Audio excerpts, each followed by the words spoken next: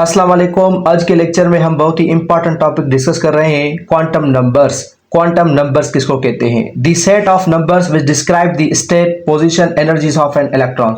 वो set of number जो describe करे इलेक्ट्रॉन की पोजीशन, इलेक्ट्रॉन की स्टेट, इलेक्ट्रॉन की एनर्जी एटम के अंदर, तो उनको हम क्वांटम नंबर्स कहते हैं।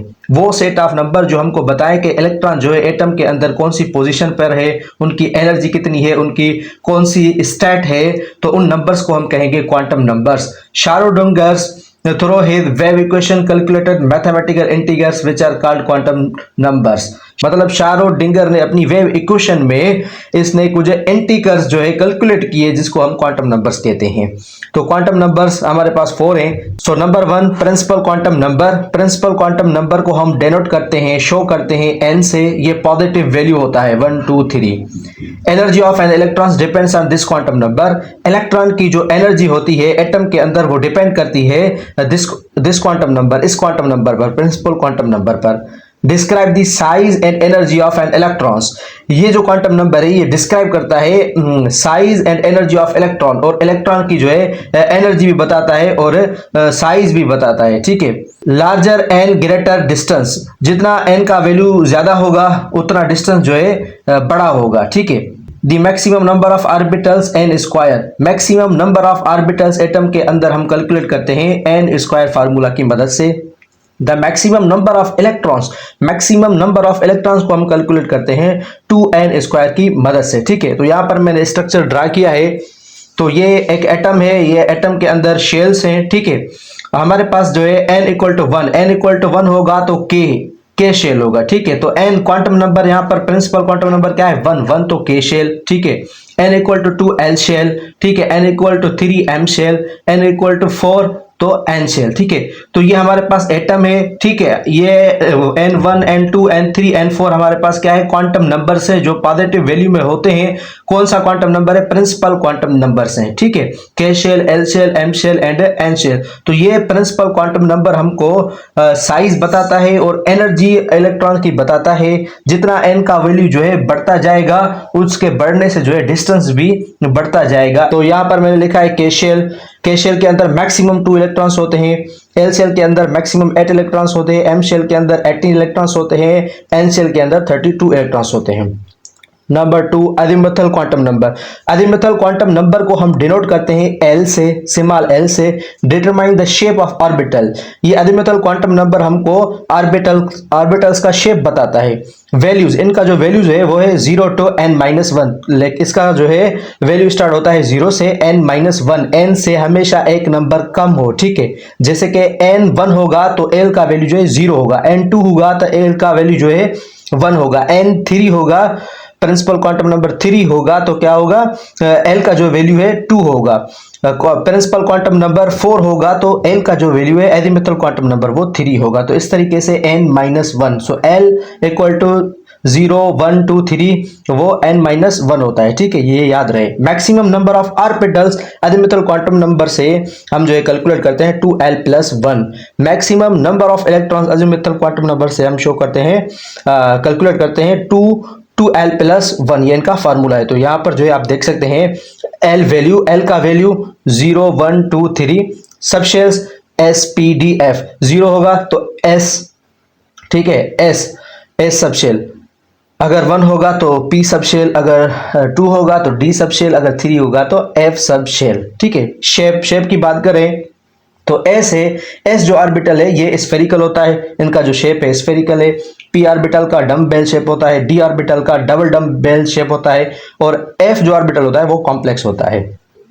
Number 3 magnetic quantum number. तो मैग्नेटिक क्वांटम नंबर को हम m से शो करते हैं। Determine the orientation of an orbitals in space. ये क्या डिटरमाइन करते हैं? ओरिएंटेशन बताते हैं ऑर्बिटल्स के।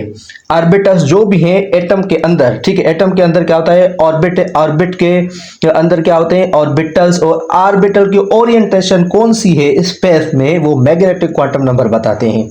इंटीगर्स वैल्यू जो है -L to +L तक जा सकती है। ठीक है। इंक्लूडिंग 0, इसमें इंक्लूडिंग 0 भी है। नंबर ऑफ ऑर्बिटल्स इन सब शेल। सब शेल के अंदर नंबर ऑफ ऑर्बिटल जो है हम कैलकुलेट कैसे करते हैं? 2l+1 की मदद से 2l+1। Value of m depends on l, m का वैल्यू जो है डिपेंड करता है l पर। l क्या है? Azimuthal quantum number. इस तरीके से जैसे कि हमने बताया कि जो है एल का वैल्यू डिपेंड करता है किस पर? प्रिंसिपल क्वांटम नंबर पर।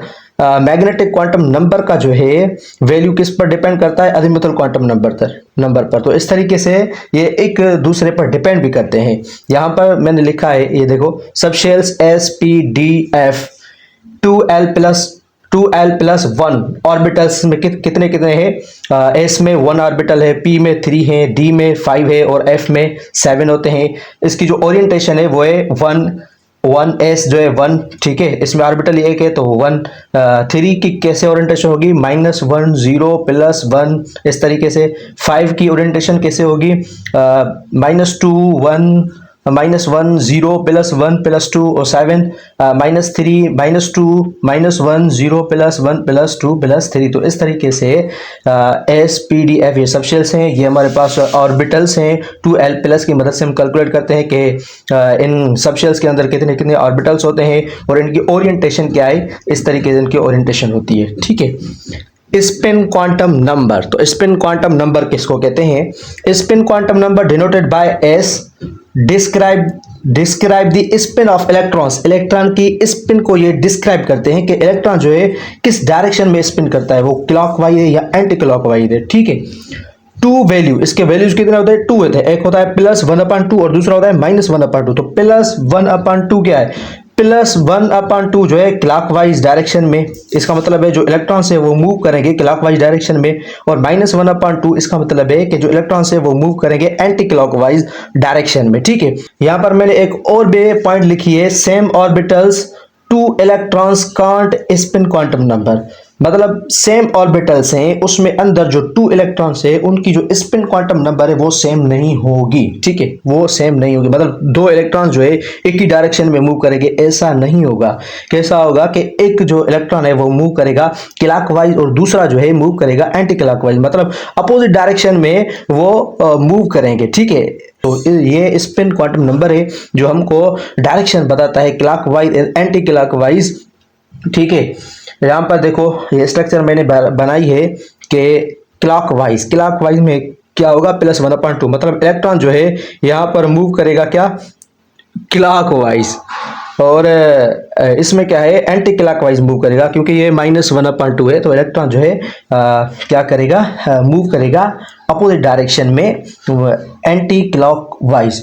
तो ये सब हमारे पास है क्वांटम नंबर्स। तो इस लेक्चर में हमने डिस्कस किया क्वांटम नंबर्स को, और प्रिंसिपल क्वांटम नंबर को क्या है, अज़ीमुथल क्वांटम नंबर क्या है, मैग्नेटिक क्वांटम नंबर क्या है, स्पिन क्वांटम नंबर क्या है, और उनके वैल्यूज मैंने आपको बताए। तो इंशाल्लाह हम नेक्स्ट वीडियो में क्या करेंगे, इनके जो प्रॉब्लम्स है ना वो सोल्व करेंगे कि अज़ीमुथल क्वांटम नंबर के प्रॉब्लम्स कैसे सोल्व करें, कि जब n का वैल्यू 2 है तो उसमें कि मैक्सिमम नंबर ऑफ इलेक्ट्रॉन्स कितने होंगे, मैक्सिमम नंबर ऑफ जो है ऑर्बिटल्स कितने होंगे। तो आप क्या करें, इन लेक्चर्स को अपने दोस्तों के साथ, अपने फ्रेंड्स के साथ, अपने जो भी रिलेटिव्स हैं उनके साथ शेयर करें, ताकि वो भी इन लेक्चर से फ़ायदा उठा सके और जो MD-CAT में हाई स्कोर ले सके और अदर एग्जाम्स में भी हाई स्कोर केमिस्ट्री में ले सके। तो ये था हमारा आज का टॉपिक क्वांटम नंबर्स। सो मिलते हैं नेक्स्ट वीडियो में, तब तक के लिए अपना ख्याल रखिएगा। अल्लाह हाफिज़।